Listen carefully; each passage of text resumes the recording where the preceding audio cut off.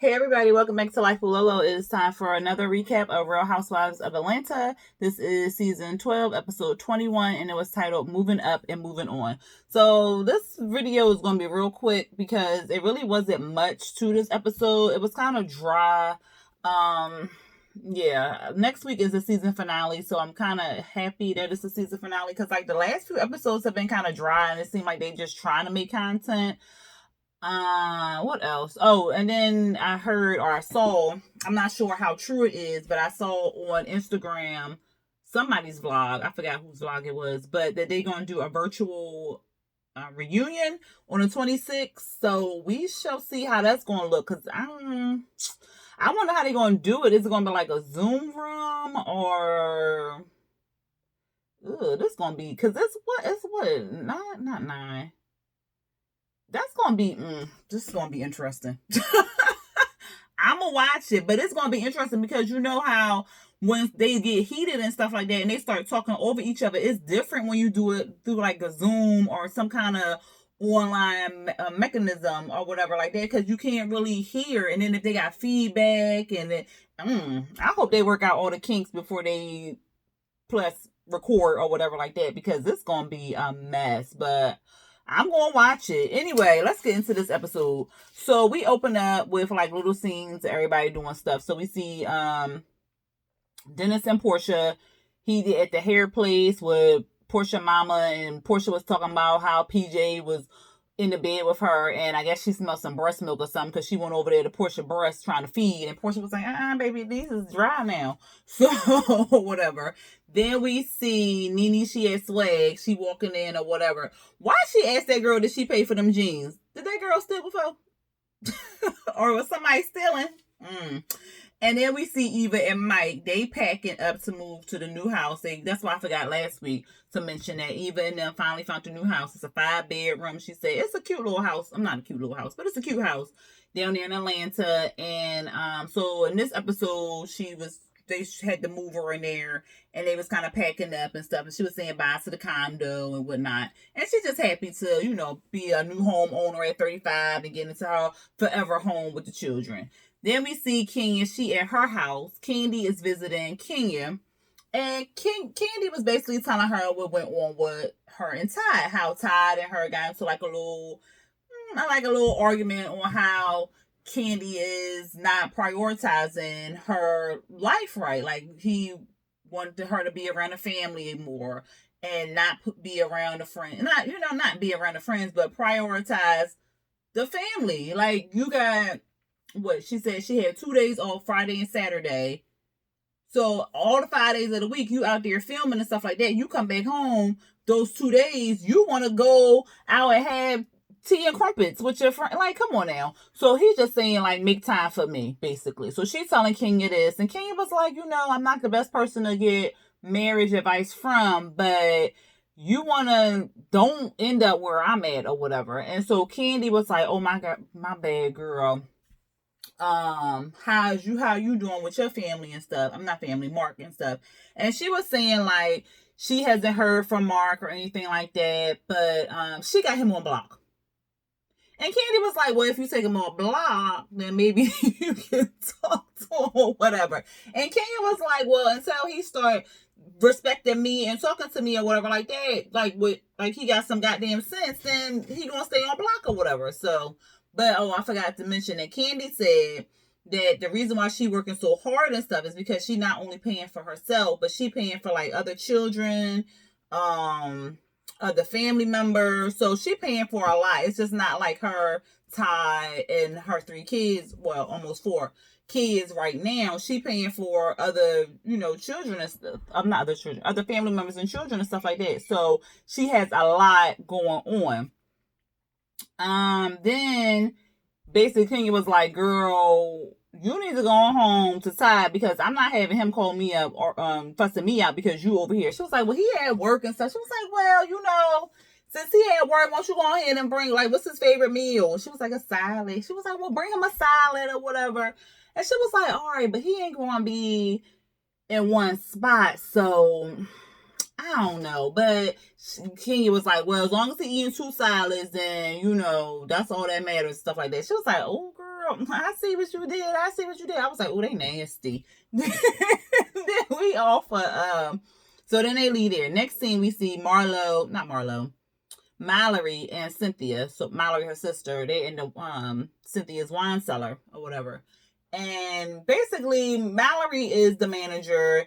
She don't really take Cynthia telling her what to do, basically. So Cynthia is telling her, like, on our dead days, on the days that we don't have a lot of business, stuff like that, won't you do this, X, Y, and Z? And Mallory like, well, we closed on Wednesday. So she was like, yeah, I understand it. But on Wednesday, somebody want to have a birthday party. Then maybe somebody can come and open up. She was like, well, I mean, we should have at least 2 days off or whatever like that. She was like, 2 days off? What are you talking about? She was like, I think it's like some labor law or something. Like, I was like, Mallory, girl, stop. Girl, stop. Mallory is like, look, you do you. I'm going to take care of this type thing. And Cynthia is like, look, I know I'm your sister, but let me boss you because I'm your boss as well. Then they get on the topic of Noelle, because Noelle, she is not going back to college. She's living over there in LA. And I think she said she was auditioning for a role in oh my goodness. I ain't write it down. Oh no, I ain't write it down. What's that show? It's gonna come to me. Dang, it's gonna come to me, y'all. But she trying out for this role in something. God damn. I thought I wrote it down. but she hasn't got the part yet. But she trying out for the role or whatever. And then they showed a clip of Noelle's dad, Leon, on there telling her, like, look, you don't have to go back to school, but you're not going to be in LA just sitting around. You need to get a job. So Noelle, of course, was on board with that. Noelle is over there living with Mike, and then Mike, he don't have no problem because he like Noelle or whatever like that. But Mike was telling Cynthia, like, well, how I got your daughter here and you not here? So she kind of weighing if she want to move to LA once they get married, because Mallory was like, well, what you gonna do once you get married? You can't be living in 2 separate places. Like, that's not gonna work. Like, that's not gonna work at all. So she was just saying, like, she gonna think about it. But Cynthia's thing is she don't want to give up Lake Bailey because that's something that she did for herself. And I can understand that, but like, girl, you starting a new future and stuff. Like, the reason why she brought Lake Bailey was to kind of like, well, from what I saw, was to kind of be like, oh, I'm free from oh man, what was that bald-headed man name? Free from her ex or whatever like that. So it was just like kind of like, oh, I'm free, I'm out here, I'm doing this, I don't need you or whatever. So it was kind of like, this is what I am capable of taking care of myself, X, Y, and Z. So you showed that, Cynthia. Like, you don't have to give that up. You can still, if you're able to afford it, you can still keep that place, and just like you come back to Atlanta or whatever like that, that be your place, or you can rent it out or something like that, or just sell it. Like, we all know that you are capable of doing what you want to do or whatever like that. Like, you are a woman, here you roar, just move over there to LA, because she was saying like she happier in LA with her family and stuff. So just, I think she gonna move over there to LA. Like, I don't know if she's staying in Atlanta because of Real Housewives of Atlanta, but they can do it, Real Housewives of LA, or, but don't they got, well, she can join Beverly Hills, but I don't know if she'll be able to, because they got money. I ain't saying Cynthia broke, but anyway. So next we see PJ and Portia. She was taking pics, her and PJ, because Dennis was there too. So Dennis was taking pictures of PJ and Portia in the little dresses they brought from Greece or whatever. So she sit the baby down in a little car seat and stuff like that. And then they just talking and stuff. And he was complaining about traveling to work and then back to her house or whatever, because it's so far and there's a lot of traffic, and they still... I didn't watch the spinoff show, so, but I got the gist of it because I watched reviews on it, and I got the gist of it, that he wanted them to move in a place where it was like the center in the closer to his job and stuff like that, and she didn't want to really give up her home. So he still has an attitude type thing about that, and he don't want to have it travel so far, like 2 hours, and Atlanta traffic is horrible, like ridiculous. So that's one of the main reasons why I would not move to freaking Atlanta. But Northern Virginia traffic is just as bad. So whatever. But anyway, so they talking about that. And then I was like, why did they focus on him? Like, he poured a big cup of Henny, and then he drunk the Henny while he was over in the corner. But they had, like, zoomed in on the cup and stuff. So I was guessing they was trying to say, like, he was drunk or something like that when he went back to sit down with Portia. But, I mean, if he drink like that all the time, then his body should be kind of used to it, and it wouldn't have took him effect like that. But whatever.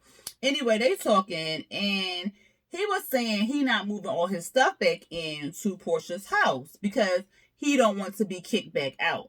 And Portia's whole thing was like, you act like you got put out for because I was having a bad day or something like that. You did something to be put out of the house. And he's still all like real nonchalant. I don't really like dig him because he like real all nonchalant about the fact that he cheated and he did something wrong to have him be thrown out of the house. He worried about his friends and family asking him about when they getting married because they were supposed to get married New Year's Day or whatever.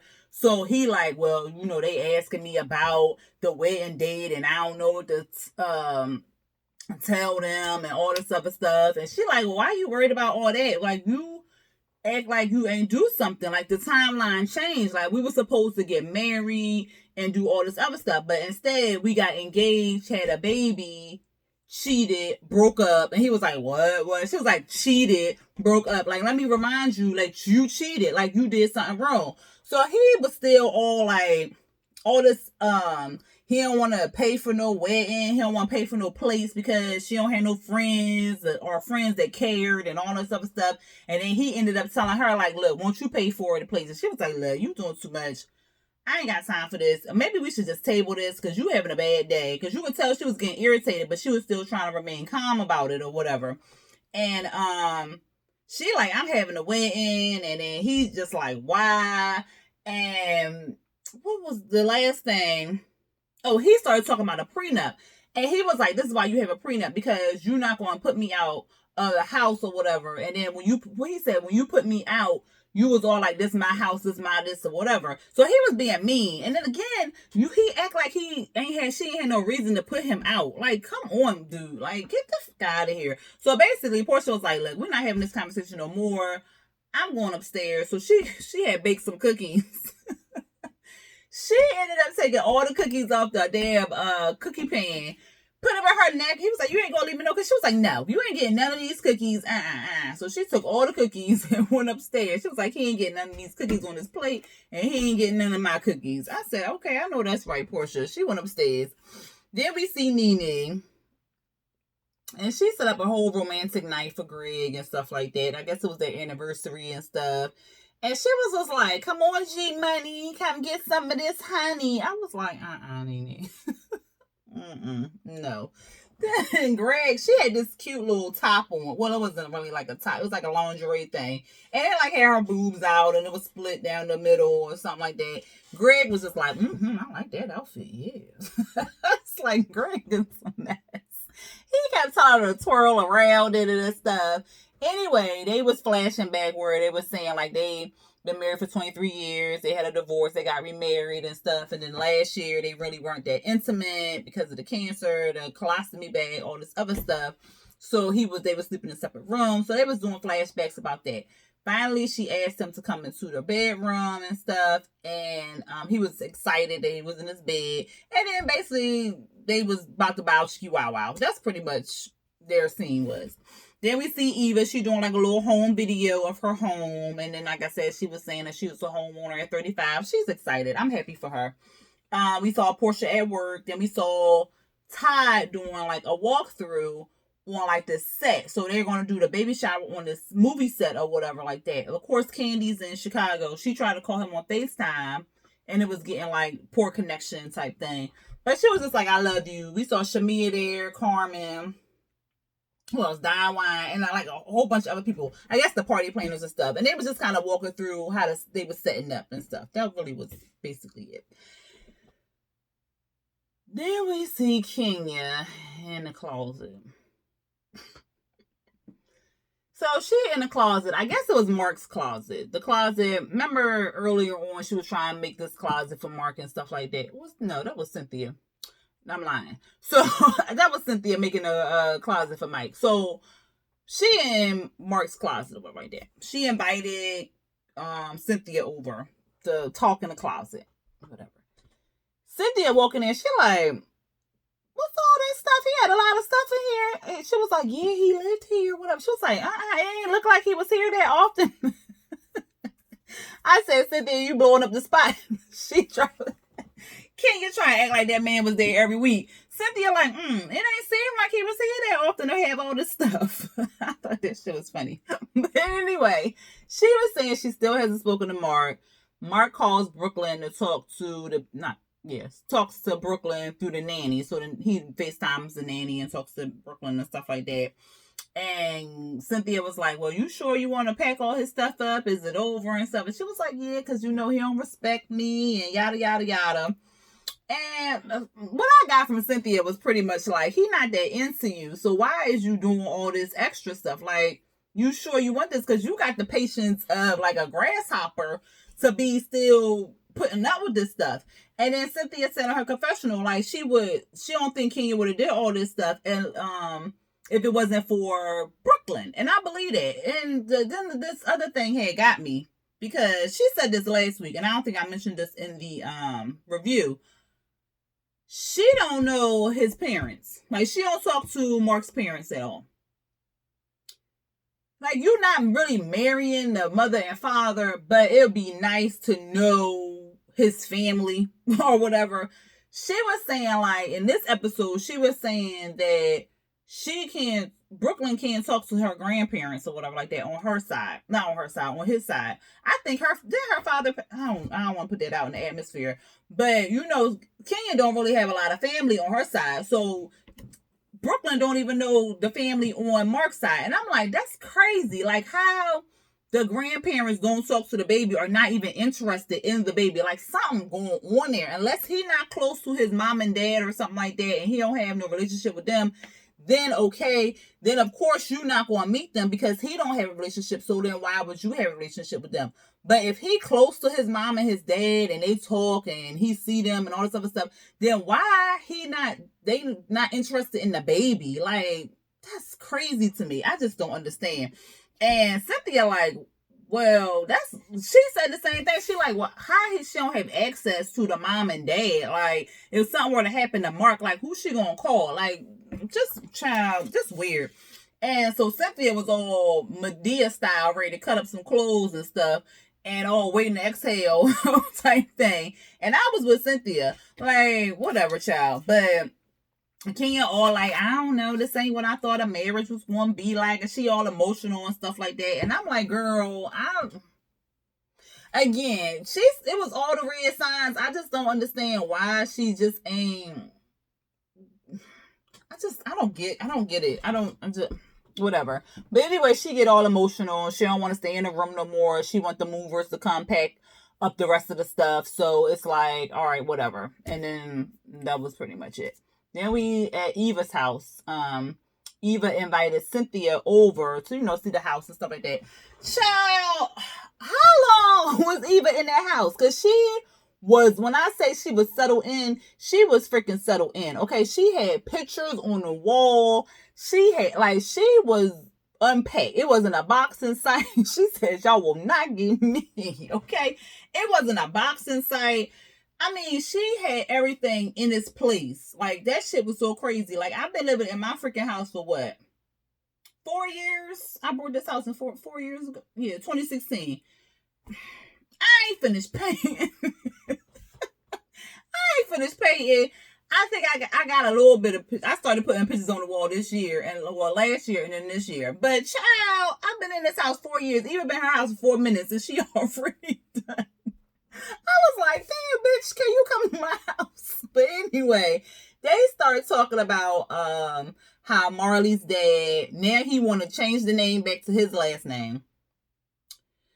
Shaggy had did all that before the name got changed. Like, come on now. But anyway, he want to change the name back. Then, what else? he wants custody of Marley. The fuck? Shane, you had did all this before. I don't think he just wants some attention. Then, what else? Oh, that was it for the baby daddy and stuff like that. But I was kind of like, I think he just wants some attention and want to be back in the spotlight, because that's ridiculous. If you wanted to do all that, you should have been did all that. Child, bye. Eva not really worried. Cynthia, like, you feel safe in your house, and Eva was like, yeah, girl, this security system is bomb. It tell you when I open up the window. So she feels safe. Then they started talking about where Cynthia was going to live at, because her wedding day is supposed to be 10/10/20. I hope for her sake that, I think it'll be okay. I think she'll still be able to get married in October. I think all this mess will be over by then. So yeah, that's kind of far down the lane. So she's supposed to get married on October 10, 2020. I thought that was cute. 10/10 and then 20. So that was cute. And so she's still, like I said, deciding where she want to move to. Eva was like, girl, I just moved near you or whatever. We 3 exits away and stuff like that. But, I'm going to support you if you move to LA and blah, blah, blah. Then they started bringing up Kenya and what was going on with her. And they just kind of pretty much was like, she'll, find her way and stuff like that. And they praying for her. And they was toasting to friends and neighbors and whatever. And again, Cynthia was like, girl, can you not get pregnant for a while? And Eva was like, girl, I might get pregnant on your wedding night now. I ain't gonna lie. I was like, they's a mess. Then we get to the end where it's Candy and Todd. So, remember last week they wanted to talk to a counselor. So the counselor comes over named Michelle, and he's from London. He's a cute little gentleman and stuff like that. Todd looked like he really wasn't feeling it or whatever, because he was still trying to figure out like why they needed counseling when they really weren't having issues. But they are having issues, as we find out, and then we saw last week too. So. And Candy was basically saying that she wanted to be proactive in getting it, because she's seeing a lot of her co-workers, I was going to say friends, but I'm going to just say co-workers, having issues in their marriage, and she just wants to be proactive. I think that's good. So the guy was saying like he helps people with communication and stuff, and then Candy starts telling them that how she working on a lot of projects, and he asked about the baby and how is that going, and she starts saying how the surrogacy is, different and kind of stressful and stuff like that, and a new experience. Ty was just, taking it in and whatever like that. And to me, he looked zoned out. So I was like, Ty, come back to us now. Anyway, Michelle asked Ty like how he's feeling and stuff, and Ty was saying they so focused on being like good business partners, they haven't made time for themselves. And so every time they start a new business, they put all their focus on the business, but they don't celebrate in that moment. It's not like, oh, it's Todd and Candy. It's like, oh, we got to get this business, we got this business. Oh, yeah, we got the business. All right, boom, next project type thing. So, Todd was saying, stuff he said last week, like she need to prioritize. Right now it is her business, friends, and then family. And he's not really feeling it. He wants more time for them, and I understand that. I don't think nothing is wrong with that. And he was saying that Ace sometimes comes in the room at like 4:00 in the morning, and he's asking like for his mom and stuff. Of course, Candy started crying and stuff like that. And the therapist was saying like one of the goals needs to focus on the relationship type thing, and that was good. And then they got into the whole Kayla, Todd, and Candy debacle type thing, because Candy wants to give. Candy is a giving heart. She wants to give and stuff. And Kayla, I guess on her birthday, Candy wanted to give her some money, but Kayla and Ty got into it. So Ty was basically like, no, F that. She don't get no birthday money or whatever like that. And so Candy was like, I feel as though it was her birthday. She should have still got the money. And Ty was like, she's 23. She was irresponsible. She don't get anything or whatever. And he don't regret his decision. He's standing strong in that. And the therapist was like, y'all have different values and different views on y'all, how y'all grew up, and y'all see things differently and stuff. And I'm not going to tell nobody how to raise their child, nothing like that. But at 23, kids going to make mistakes at that age, because they just learn. They just out on their own and stuff like that. And I don't know. Me, I'd have probably still gave her the birthday money, because it's her birthday. Like, I'd have still gave her the money. Like, it's your birthday. You do it, like, if you want to be responsible with the money, Be responsible. If you don't want to be responsible with the money, that's on you. Like, you do what you want to do on this money, but this, I'm giving you this. This is your birthday money. Happy birthday. If you choose to blow it, that's on you. Don't come back to me for no money. Like, I gave you what I gave you on your birthday. That's on you, type thing. You got to learn. So anyway, that's what they talk about. And then they was talking about how that sex life was. Candy was saying they don't do it as often. Ty was basically like they bust and then they get up and go, type thing. So the therapist was like, don't lose sight of what y'all have together. You know, y'all gonna keep chasing y'all dreams and then lose each other. So kind of make time for Ty and Candy. And that's basically how it ended. Like I said, next week is the season finale. It looked like it's just gonna be about the baby shower, and then it looked like Nene and Kenya get into it. Big shocker. And then it looked like Ty and Candy had like some little thing going on. So I don't know, y'all. So I'm interested in seeing it. Like I said, the last few episodes have been kind of like, womp womp. But for the most part, it kept my interest throughout the whole season. So I'm ready for the season finale. And then I'm ready to see how they're going to do this whole reunion. And then typically it's 3 parts. I wonder if they have to do like an hour because it's on the network, or they can just do like a 3-hour Zoom or something. I don't know. That might be too much. But anyway, y'all tell me what y'all thought about this episode. If y'all like this review, go ahead, hit that thumbs up button and hit the subscribe button if you are not already subscribed to my channel, and then hit the notification bell to be notified for when I drop new videos. I'm going to do a separate video to kind of talk about the subscription in a minute. So just stand by for that one. But anyway, y'all, until next time, peace.